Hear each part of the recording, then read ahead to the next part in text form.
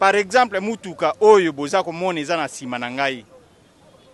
Dans quel pays na mibeko nini oyi komona chargement ya boye? Notre chef, le commissaire provincial, ya ville province ya Kinshasa, appelle ça qui ba ordre pour na appui PCR. Que le territoire, il faut tout appuyer PCR, na rôle na bango ya ko régler circulation.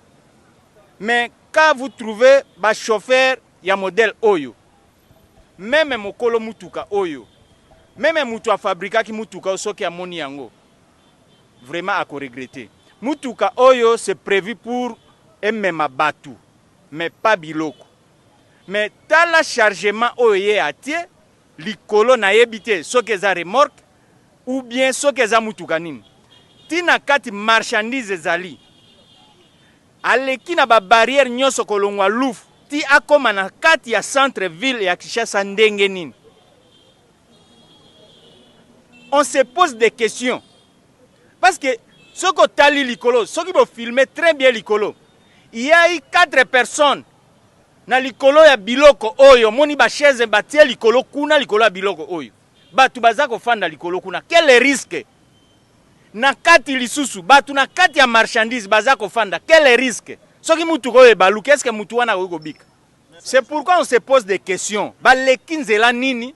Baleki ndenge nini pour que chargement ya boye ekomawa. Mais malchance pour na bango, baleki na nzela district ya Funa. Et pas ya colonel Karl Lewis. Awa mabe koki kolekate. C'est pourquoi on moni baza interpellé. Pour épais sa leçon na ba chauffeur mususu. Oyo baza ko sala ba chargement ya boye ko tia population na risque. Parce que biso tozali police pour na ko sécuriser population na biloko na bango. Ko sécuriser mutu, ce n'est pas seulement ko kende kola na ndako ne pour moyibe akota te, mais sécurité à liboso ezali ya santé ya mutu. Il faut ko sécuriser santé ya mutu. Mutu oyo aza ko matali kolo ya marchandise oyo, aza na insécurité. Parce que tout peut arriver à tout moment. Il peut tomber, accident koki koya, aza atan na moindre pourcentage ya kobika te. Aza condamné na liwa. C'est pourquoi toza ko benda matoi et pas ya ba chauffeur nyos oyo baza ko sala ba chargement ya modèle oyo. Ba konzi baza ko tala. Vraiment d'ailleurs oyo il va payer des fortes amendes avant quitter. Et puis mokolo mutuka oyo atala musala la police ezo sala. Parce que mutu alingi ete mutuka mutu atiaka yango na nzela pour que aider eza commerce. Mais tant mutu aza ko utiliser mutuka boye chauffeur oyo aza mobomi aza même rana ba criminel parce que aza ko tia ba vie ya bato na danger, aza ko tia vie pas seulement ya bato oyo ya memi, même ya propriétaire ya mutuka oyo atia ki mbongo na ya je pour que a gagner quelque chose famille na ebika, aza ko bomele mutuka nako, aza mutu mabe, c'est un criminel. Parce que akopesa yeba versement oyo te, ya akopesa versement ya journée na tambolaki orte ya kei ko charger mutuka na modèle oyo. Je ne pense pas que kol mutuka oyo ko yeba makambo ya boye pe a autoriser yango. Soki andimi yango, c'est-à-dire yepe azali mabe. Mais to sale appel kol mutuka za koya pour que to lakisa ye comportement ya chauffeur na ye. Parce que bato belé quand PCR ou bien police ba interpeller mutuka balobi tracasserie. Est-ce que biloko aboye za tracasserie? Biloko ya boye vraiment to ko permettre yango. Eza tracasserie te? Oyo boye ezali nde ko boma mboka. C'est pourquoi oyo mokonzi mboka za ko lobake to changer mentalité. Bopeto wana ifo ebana na matal. Bopeto ebana na matal nde ko kita na environnement.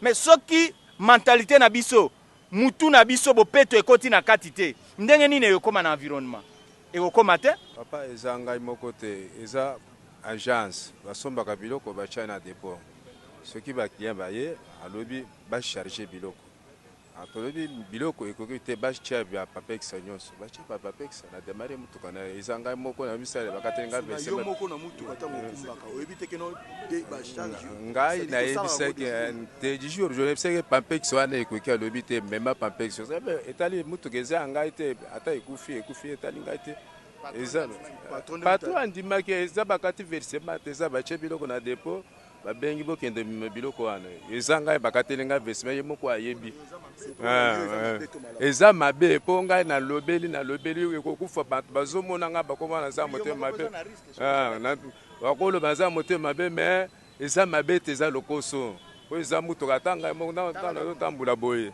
nazomona mabe oyebisa ekoki te batia ngai naza besoin na mbongo na ngai telezeka kotambola malembe ntina komi awa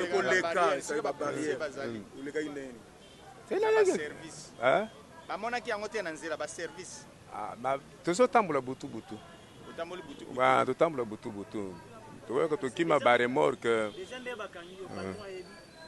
ayebi te ye aza na lufu ayebi te panda na vandi ayebi te telefone aza mte recever aza te kolo biloko wana banda tozali na abenga ata kobenga tosala ndenge kosala banda bakende batiki ngai moko